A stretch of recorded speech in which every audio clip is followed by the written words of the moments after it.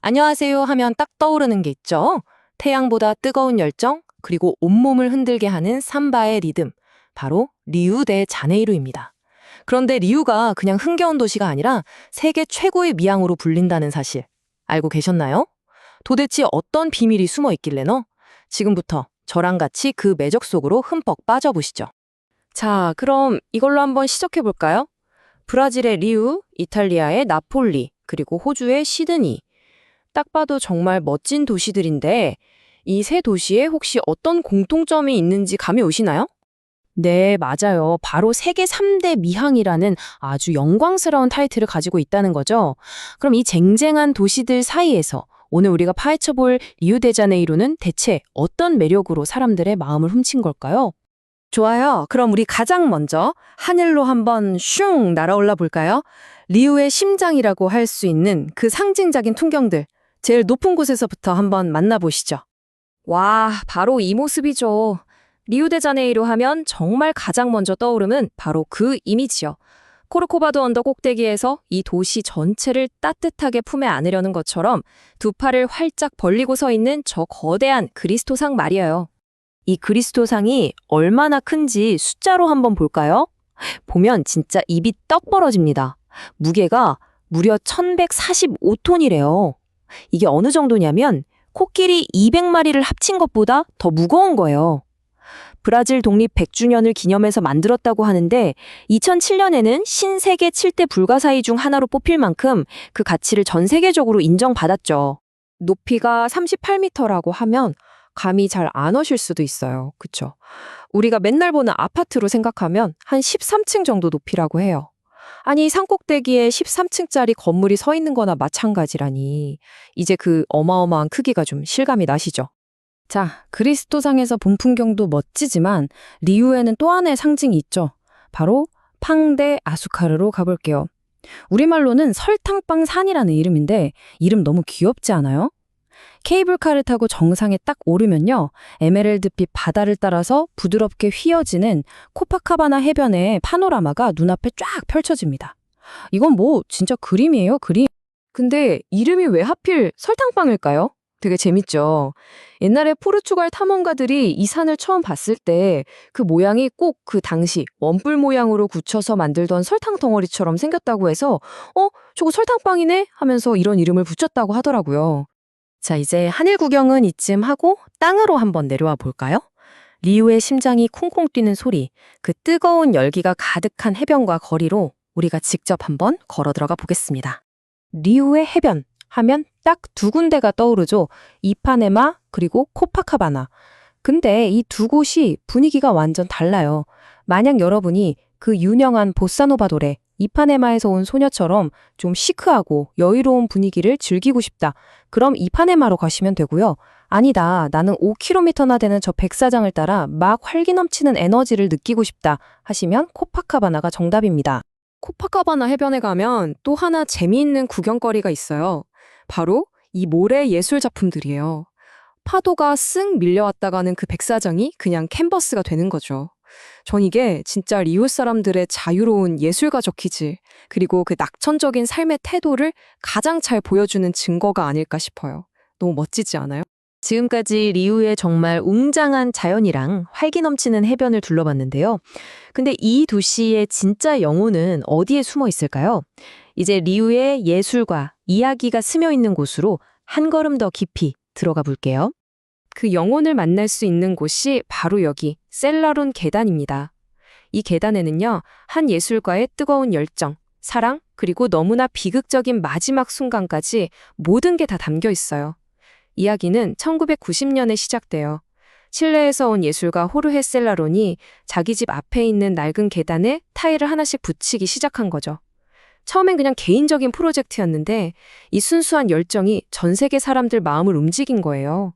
그래서 각 나라에서 타일을 보내주기 시작했고 그렇게 이 계단은 류의 상징이 됐습니다.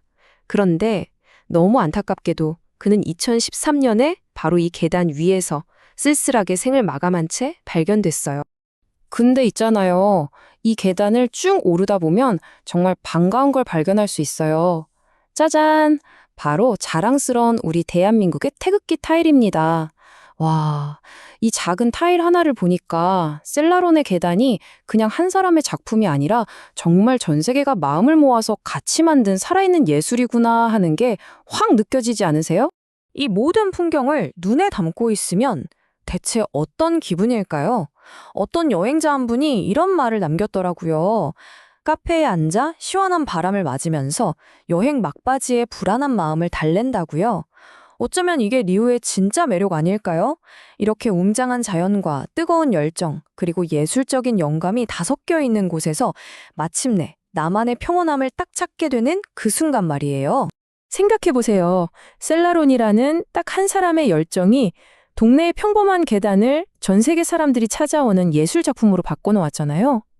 이 이야기를 듣고 나니까 괜히 우리 주변을 한번 쓱 둘러보게 되지 않으세요?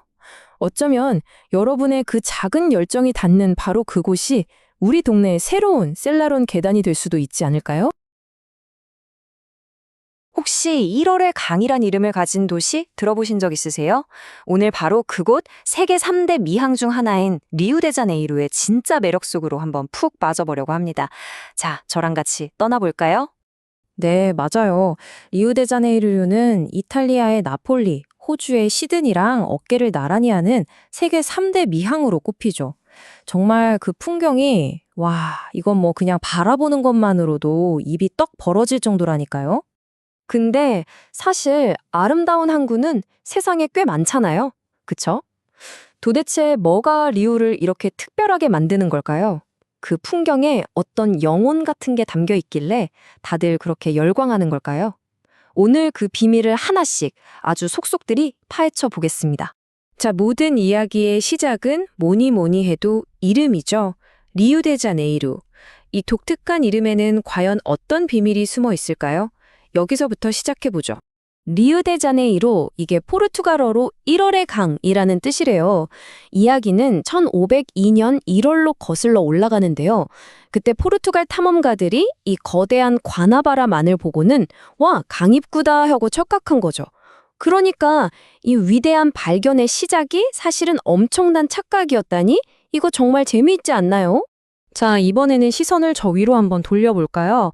이 도시 전체를 말없이 굽어보는 두 명의 거인이 있거든요. 바로 리우의 상징적인 랜드마크들이죠. 한번 만나보러 가시죠. 첫 번째 거인, 와, 그 규모를 한번 상상해보세요. 높이가 무려 38m. 이게 감이 잘 안 오시면 아파트 13층 정도 높이라고 생각하시면 돼요. 그리고 무게는요?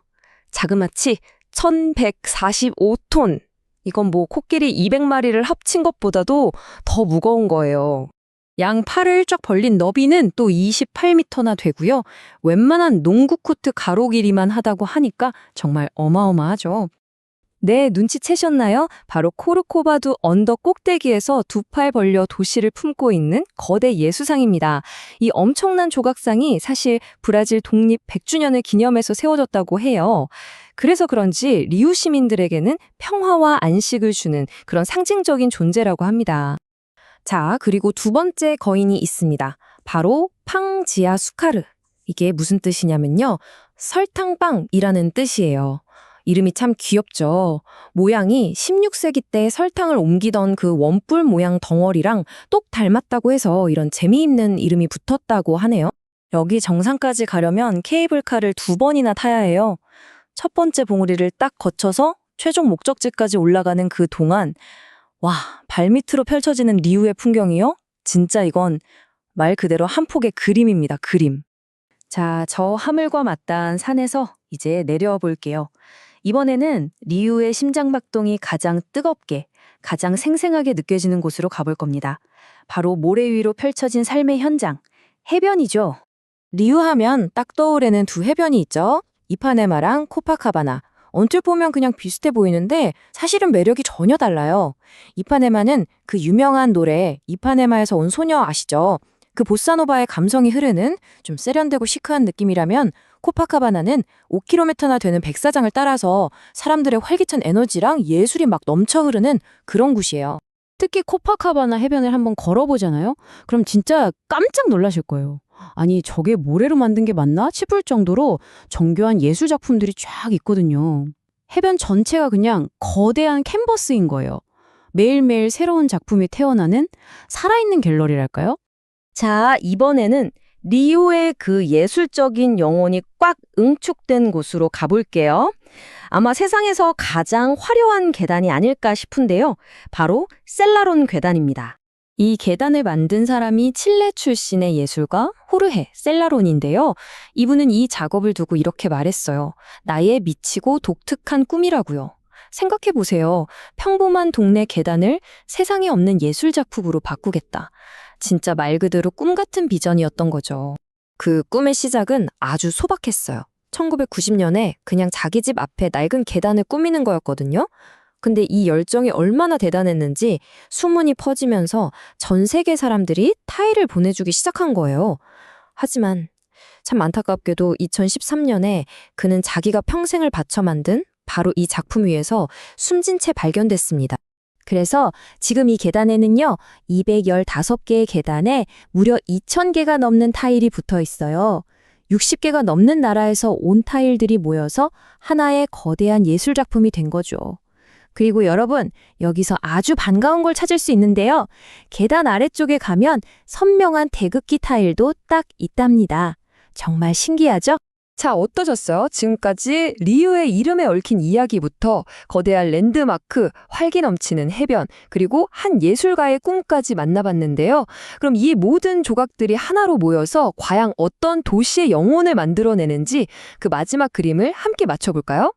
아까 그 팡지아수카르 설탕빵 산 정상에 올랐던 한 여행객이 이런 말을 남겼어요.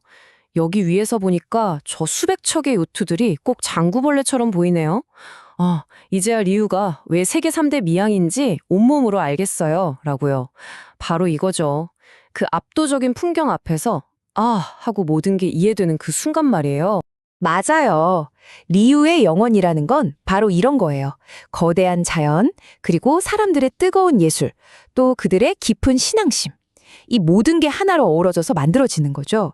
마치 겉에서 보면 꼭 미래 우주선처럼 생겼는데 안에 들어가면 이렇게 눈부신 스테인드 드레스가 펼쳐지는 메트로폴리탄 대성당처럼요.